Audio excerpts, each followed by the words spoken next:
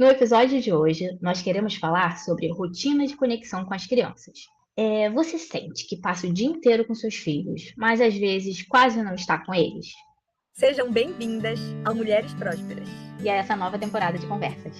Eu sou a Caroline. E eu sou a Priscila. Nós somos mães, empreendedoras e te convidamos para esse espaço de conversas sinceras sobre maternidade, vida e prosperidade. Essa é uma pergunta bem interessante. Acho que toda mãe se faz, toda mulher se faz em algum momento, mas bem difícil de responder.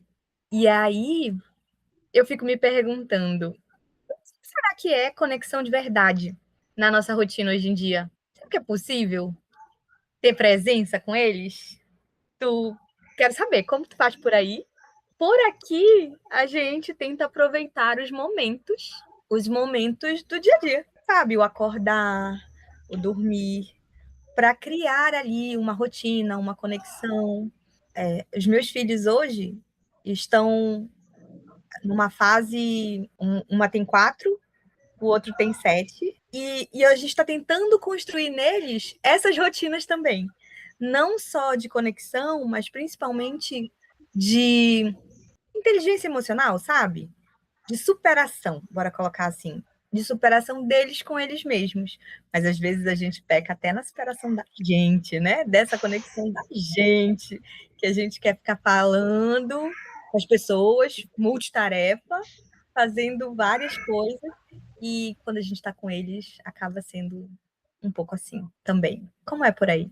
A grande batalha, né? A gente, né, o que é realmente estar presente, porque tem que fazer as coisas, tem que cuidar da casa, tem que trabalhar, mas tem aquela vidinha ali que depende da gente e que, né, criar um vínculo afetivo, construir diariamente, ali ter a presença mesmo, a criança saber o quanto ela é importante, faz muito bem, tanto para o desenvolvimento físico, emocional e o social dela. Aqui em casa, a minha Mabel tem 3 anos e ela ainda não frequenta a escola, então é 24 horas aqui com a gente. Mas né, como eu falei, tem que fazer as coisas, precisa de pausa, e usa a tela, mas o que a gente busca sempre assim, iniciar o dia, a gente tem a nossa rotina ali, a gente faz uma oração juntas, está lendo um devocional, aí toma o café da manhã, aí depois do almoço, sentar, a maior parte das refeições a gente senta todo mundo junto, sem celular, sem tela, só ali almoçando junto. Aí depois do almoço a gente tem agora construído de dar uma pausa, descansar depois do almoço também juntos. Eu e meu esposo trabalhamos em casa, ele trabalha home office, meu negócio também é digital. Então a gente tem essa facilidade, esse privilégio de poder estar com ela, acompanhando ela, né? E tem os seus desafios, mas também tem as suas bênçãos. Brincar com ela. Eu evito levar o celular, às vezes não tem jeito, eu começo e ela já pede, mãe, por favor, larga o celular. Eu só mais um minutinho, vou acabar aqui rapidinho. Ela larga o celular, mãe.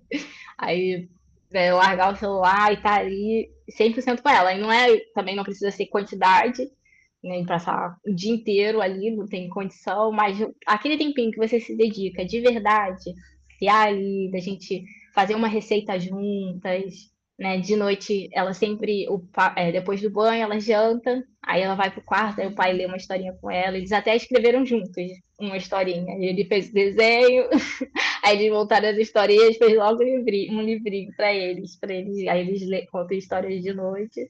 Então, acredito que, assim, trabalhar mais a qualidade do que a quantidade, da gente conseguir se cobrar menos, mas se entregar o máximo para as crianças quando está com ela. Os meus gostam bastante, a gente nunca escreveu.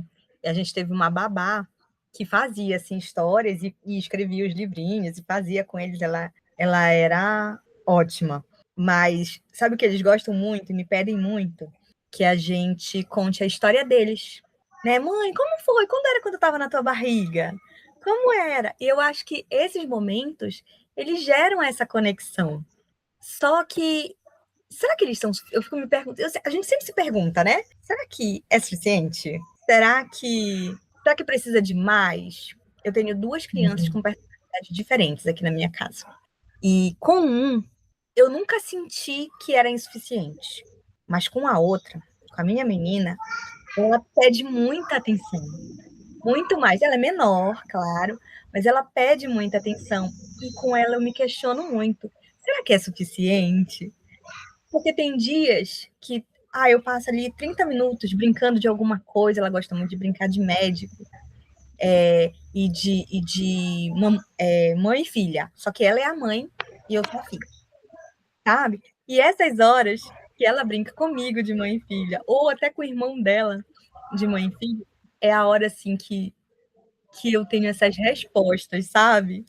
Porque já teve momentos de que, nessas brincadeiras de mãe e filho, eu olhava e dizia assim: meu Deus, o que eu estou fazendo com essa criança? Porque é muito espelho do que a gente faz com eles, né?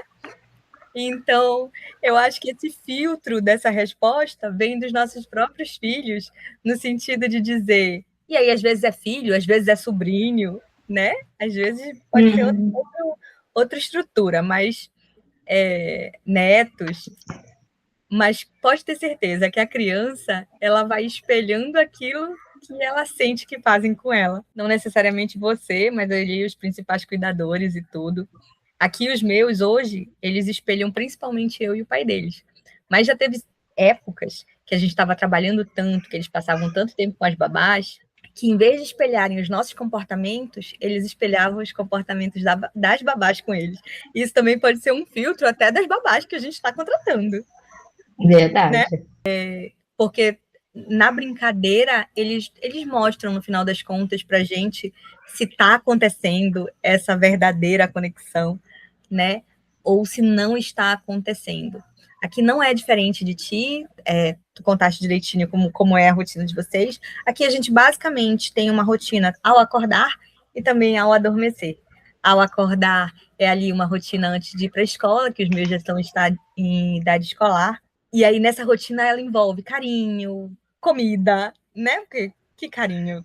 Todo carinho de comida. E carinho, comida, cuidado, né? E a organização ali para ir para a escola. E antes de dormir, a gente tem muito essa rotina do contar a historinha.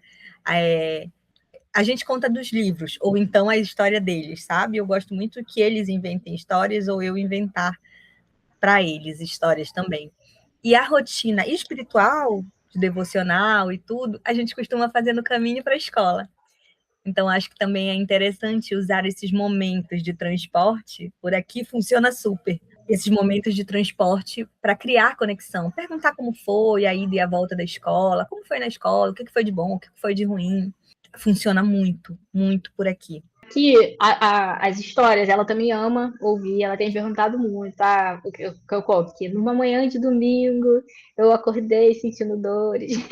Aí hoje ela até, a avó dela veio almoçar aqui com a gente, aí ela até falou pra avó dela, numa manhã de domingo ela acordou sentindo dores. Espelhando. Aí a gente começava, ela contava muita história de filmes, a gente contava história de filmes ou de desenho. E aí, se fosse alguma coisa que ela já tinha assistido, aí ela ia complementando e mudava a história. Aí agora, sempre eram histórias pequenininhas. Aí agora que o pai dela comprou um livro maior, aí eles estão lendo um capítulo por dia. E aí ela tá amando. O que será que vai ter no capítulo de hoje? A gente faz isso também de treinar, e treina até a espera, né? A paciência e tudo. Porque eles querem que comece e que termine. Os livros maiores também que a gente tem aqui, eu já fui fazendo assim com eles para treinar esse movimento. Hoje, dias que a criança acorda, né, nessa rotina, todo movimento que tu faz de tentativa de conexão, não sei como é por aí, mas por aqui tem dia que acorda rabugenta. E aí, aqui tem. de manhã, na nossa rotina da manhã, a gente já tem um movimento de tirar a preguiça, fazer ali uns alongamentos, sabe? Mas hoje eu não estava conseguindo criar essa conexão com ela. Eu disse assim: eu vou fazer a mesma coisa. A mesma coisa que a gente faz com preguiça. Eu disse: Giovana, o que a gente faz para espantar a rabugice? Eu disse para ela. Aí ela disse: não sei, mamãe, com um bico assim do tamanho do mundo. Não sei, mamãe. Eu disse: eu tenho que pensar num jeito de tirar a rabugice. Como será? Aí a gente acaba levando, né, muito do que a gente está aprendendo para eles, não tem jeito. Se você faz o devocional, você ensina eles a fazer. Se você faz exercício físico, você ensina eles a fazer. Se você se alimenta bem, você ensina eles a fazer. E aí eu peguei, né? Eu estou muito nesse movimento de aprender a meditar, e eu disse assim, já sei. Eu vou ensinar ela a respirar na hora que estiver com raiva, né? Na hora que estiver ali nesse movimento.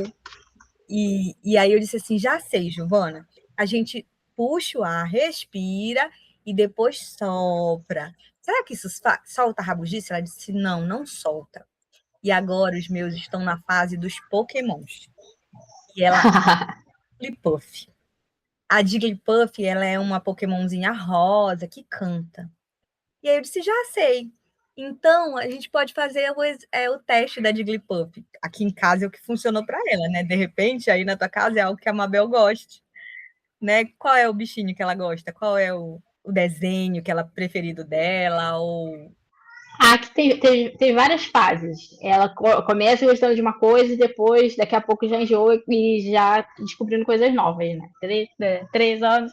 Aí, o último que ela tava gostando bastante era da Bluey. Antes ela gostava muito do Rei Leão. Rei Leão. Ela gostava mais do 2, do Rei Leão 2, do que do 1. Ela era a Kiara e eu era o Kovu.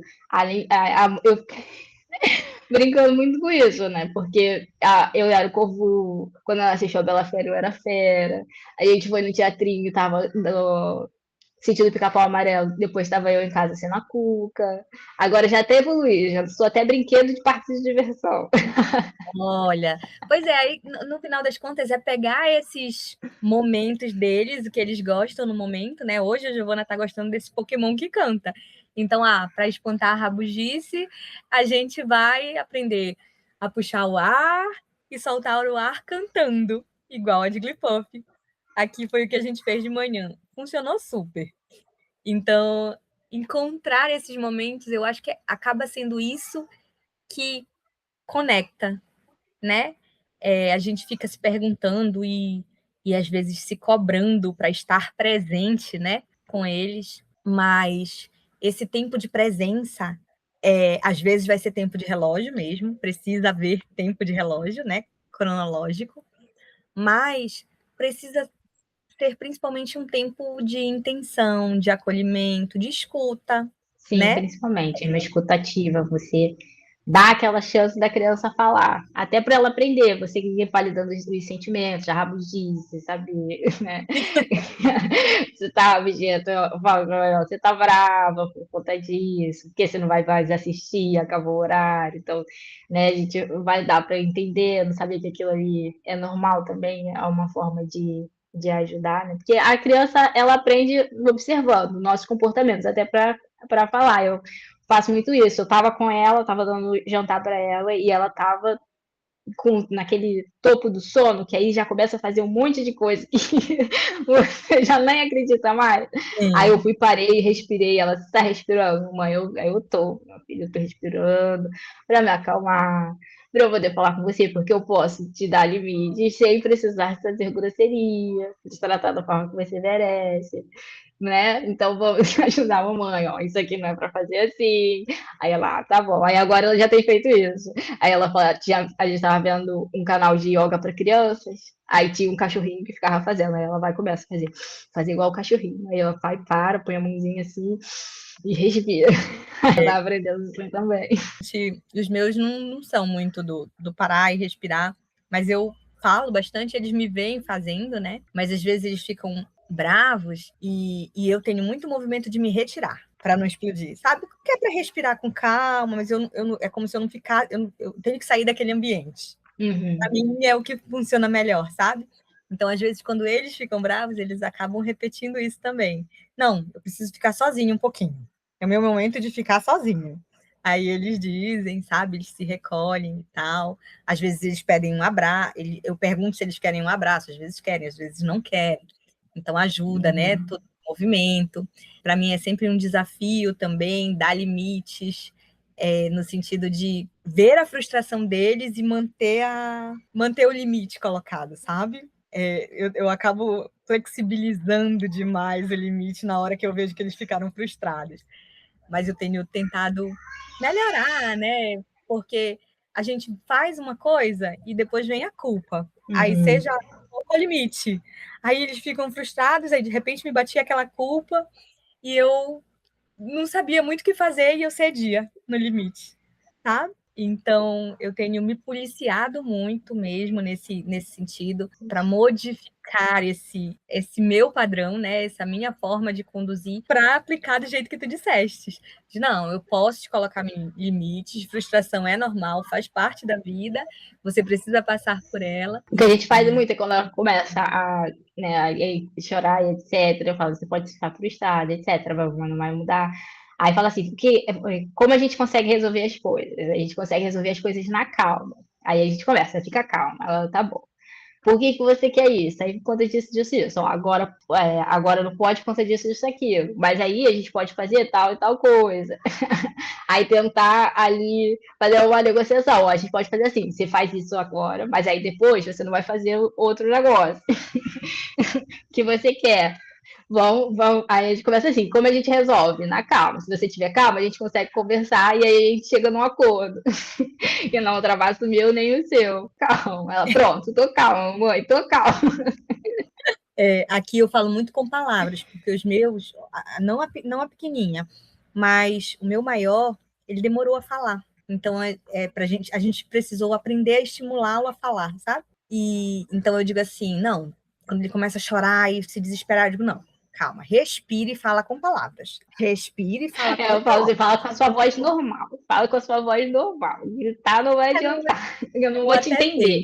Eu até deixo eu eles não vou te falarem do entender. jeitinho deles, mas eu digo, fale com palavras, porque os meus têm mania de ficar, e, sabe, sem dizer o que é. Então eu digo, não, respire e fale com palavras. E com a negociação, com o meu maior aqui em casa, ela funciona bem. Mas com a minha menor, se tu entrar na negociação com ela, menina, tu não vai sair nunca mais. Porque pensa numa pequenininha que tem argumento para tudo. E às vezes ela tem assim uns insights, umas respostas, umas formas de conduzir essa negociação que me deixa sem, sabe? Sem saída, sem saber o que falar. Aí você não sabe se você fica orgulhosa ou se fica preocupada. Verdade. Bem desse jeito. No final das contas, são esses movimentos, né, que vão construindo esse vínculo, tanto emocional quanto familiar, mas também esse orgulho, como tu diz, né? Esse que tu olha e diz assim, meu Deus, estou fazendo um bom trabalho. Não estou fazendo um bom trabalho, posso melhorar? Eu só acho muito importante, tenho aprendido, né, na verdade, que nesse movimento do posso melhorar, quando a gente vê algo que não, sei lá, que pode melhorar, né? Só é legal a gente também se tratar com o mesmo respeito que a gente trataria eles, né? Porque, claro, a rotina de conexão com a criança, ela é importante. Ela exige tempo, exige presença, exige intencionalidade, mas ela exige principalmente exemplo. E como tu disseste, se eles veem a gente se tratando com esse respeito, né, com esse autorrespeito, automaticamente, ainda que não seja agora, ainda que eles façam birra de criança mesmo, eles, ao crescerem, ao se desenvolverem, eles vão levar isso com eles também, de se cuidar, de se olhar com esse respeito e se conectar não só com o outro, né, mas com eles mesmos, continuar nessa conexão. Eu digo muito para os dois, na verdade. Às vezes a gente está ali ocupado fazendo alguma coisa e eu acho que toda mãe, né? Criança cai e diz assim, vem cá, meu filho, eu te dou um beijinho. Não é assim? Sim. E aí a gente vai acostumando. Hoje eu continuo fazendo isso, mas aqui e ali, quando isso não é possível, para que eles não se tornem também dependentes desse beijo, e eu tenho feito isso muito de forma intencional, às vezes eu digo assim, não, agora não dá para a mamãe fazer isso, não dá para colocar no colo, não dá para dar o beijinho, mas você pode se dar esse beijo, sabe? Você pode. Cura do mesmo jeito. Então, às vezes, eu tô com os dois dirigindo no carro e acontece alguma coisa, eles se desentendem ou se batem. E às vezes eu não posso, né? Eu não posso parar para ir lá dar o beijinho, porque não dá. E eu tenho feito muito isso com eles. Então, eu acho que são essas pequenas coisas, né? Esses pequenos detalhes, que além de conectar com as crianças, dão exemplo, ensinam, e criam essa, esse apego seguro, né? Sim, com Deles com a gente. certeza. Eu tenho buscado muito agora trabalhado. A Mabel até brinca sozinha, mas ela tá sempre pedindo. Ou ela vai atrás de mim ou vai atrás do pai dela. E aí, quando ela não consegue a atenção de nenhum dos dois, ela já quer tela pra ficar. Ah, deixa eu ficar no tablet. Ela fica ouvindo música, ouvindo historinha, podcast de historinha. Aí eu tenho tentado assim, não, primeiro você vai ficar, vou deixar aqui o reloginho, tantos minutinhos, você vai brincar aí com seus brinquedos. Você vai brincar independente. Ela falou, eu vou ficar sozinha. Não, independente, você não gosta de fazer as coisas.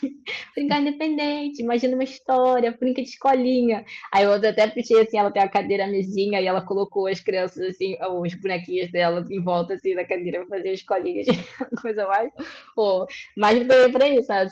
Aprender a ter prazer também no nosso, que também você criar a conexão com seu filho não é, igual falou, não é você ficar ali 24 horas em cima da criança, que a criança tem que aprender também a ficar confortável na companhia dela, aprender a brincar sozinha, a se descobrir. O tédio também é muito importante para criar para criatividade, estimular, né, a criança e tentar não interferir, porque ela começa a chamar muito, aí você já fica tadinha, tá sozinha, mas de conseguir deixar ela ali, também criar a sua própria conexão, que isso também é importante, também é uma forma de você estar ali cuidando, criando um vínculo com ela aprender a criar esse vínculo com si mesma. Isso, se sentir segura, né, sozinha. E tu falaste disso agora, e eu fiquei pensando quando a gente estava decidindo, né, sobre qual o tema que a gente ia falar e tal, e a gente vai falar em algum momento sobre sono. Eu acho que se aplica muito ao sono, né? Quando é que a criança se sente segura de dormir sozinha? Quando ela já estabeleceu essa conexão segura com a gente, né? Quando ela sabe que, mesmo ela estando dormindo ali no outro quarto, no quartinho dela, no ambiente dela, você vai estar lá com ela, por perto, né? Uhum. Em prontidão para atendê-la caso seja necessário. Eu acho que. E aí eu só acho mesmo, porque eu ainda não cheguei nessa fase, gente. Por aqui, eles ainda pedem muito que a gente durma com eles. Mas eu anseio por chegar nesse lugar. Aqui foi algo mágico. Dormir no quarto dela, ela já dorme. A luta agora, o desafio, eu tô no desafio agora do desmame. A gente conversou, que ela, pra ela falar, vai fazer 4 anos, né? Mas, nossa, ainda é um grande desafio. Eu não sei como vai ser quando chegar lá. Quando chegar, tentando, vai te dando uns poucos. Ela já mama bem menos, né? Ela mama 3 vezes no dia. Mas ela, aí eu vi assim, vendo tutoriais de mães, fazendo, como foi a experiência e tudo mais. Aí muito de que a criança já não mamava tanto, ficava mais pelo colo. E aí não alcança que ela fala que é o leitinho. Que é o leitinho. Aí teve uma que falou assim: que ela chegou pra filha e falou assim: o mamar foi embora. Agora ele é outra coisa. O que você gostaria que ele fosse? Aí ela foi e falou um sapinho, um sapinho rosa. Aí ela deu um buraco. Agora uma mais aqui, você pode levar para onde você quiser, você vai ter o conforto, etc. Eu perguntei a Mabel o que ela imaginaria uma maposa. Ela foi e falou que era os peitos. Aí eu falei, pronto, onde eu vou arranjar uma fada de peito para dar pra essa criança? E se tu interpretar, fiquei pensando aqui, né? Talvez interpretar o peito não necessariamente como o seio, sabe? E o seio ali na boca. Aqui eu tive 2 experiências. A primeira foi mais tranquila, sobre o desmame. Eu amamentei por quase um ano, foi quase um ano mesmo. Ele nasceu em janeiro, em dezembro ele desmamou. Eu tinha tentado desmamá-lo um pouco antes, com uns 10 meses, e não foi possível, porque é aquela questão, eu via a frustração dele de querer mamar e eu voltava atrás, né? E a amamentação, ela é um ritual grande, né? E aí pode ser um ritual de amamentação no seio ou um ritual de amamentação na mamadeira. Eu vivi as duas experiências. Nessa primeira experiência, foi no seio. A minha mais nova, ela teve alergia à proteína do leite e eu não consegui continuar amamentando após as restrições alimentares, né? E ela desde sempre, tiveram outros motivos também, ela sempre mamou, desde sempre pegava a mamadeira. E aí a gente deu continuidade com a fórmula e tudo. Mas o desmame dela já foi mais difícil. Já foi com mais de 1 ano. Já foi com mais, acho que quase. Não. De verdade, foi com 3 anos o desmame dela. Ai, Não era do meu estamos na peito. idade. Já Né? era do. Mas nos dois casos, a gente substituiu o mamar no peito ou na mamadeira por abraço, por carinho, por escuta também, sabe? E aí é só persistir mesmo. No caso da Mabel, E acho que é isso, é frustração que faz parte da vida. o problema da Mabel é porque a Mabel ela é muito agitada. É energia ali do topo. E o mamar é aquele momento ali dela que ela consegue parar e se concentrar. Ela nem consegue parar mesmo, porque ela mama com as pernas para cima, assim, jogando para um lado, jogando para o outro.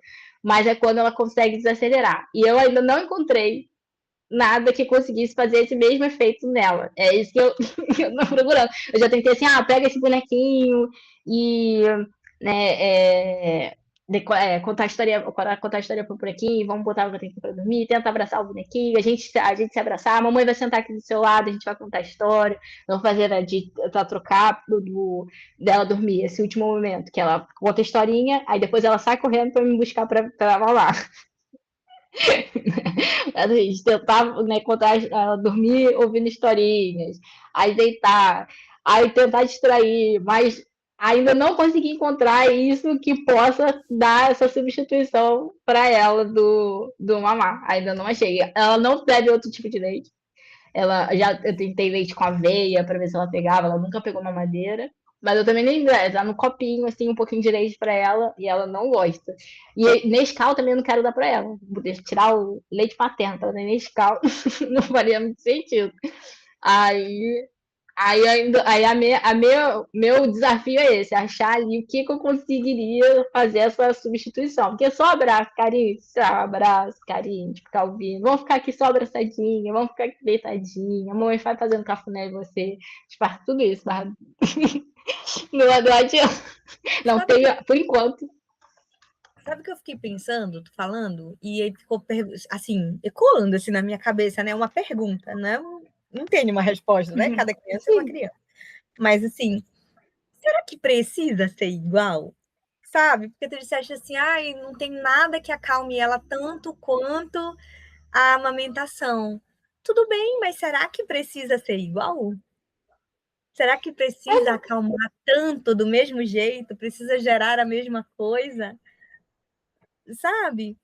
Porque às vezes a gente quer, é um apego nosso, de querer que as coisas continuem iguais e a gente precisa também se reinventar. Não, eu falo assim, a questão é mais que eu não consegui o que conseguiria fazer essa transição. Não necessariamente, né? Eu falei mais da questão do leite, de às vezes de ela tomar né, que ela fala muito do leitinho, que ela gosta muito do leitinho, de tal, um outro tipo de leite para ver se nesse horário ela vai. O que poderia fazer com ela ali? Que já conversei, já dei massagem, já vi um monte de coisa para ela ter aquele relaxamento ali para dormir. Mas quando ela tá com sono, é quando, né, o pico de energia vai lá em cima, ela fica dando cambalhotas, literalmente, na cama. E aí, ó, o mamá, quando ela pede pra mamar, é aquela hora que ela para, ela ainda luta, mas aí no final o sono vence, e aí ela consegue relaxar. E aí, assim, ainda não achei esse substituto. Não necessariamente sendo a mesma. A gente já tentou história, já tentou massagem, já tentou boneco, já tentou algumas coisas, alguns recursos, mas até o momento ainda não foi bem sucedido. Mas vamos ver. A gente tinha combinado, ó, Mamá vai embora com 4 anos. Vai chegar a hora, você pode ter certeza. Não sei se vai ser com 4, se vai ser com 5, se vai ser com 10. Porque eu conheço alguém que mamou até os 10, acredite. Mas a hora vai chegar fatalmente para todo mundo, né? Desse desmame. E aí esse caminho ele é muito individual, igual o da conexão mesmo, né? Foi que se estabeleceu essa conexão. E a gente se encaminhando para o final, né? Eu acredito que criar essa conexão, né, não necessariamente é fazer mais e mais e mais, e continuar fazendo e não dar limites. É muito mais estar ali mesmo, presente, né?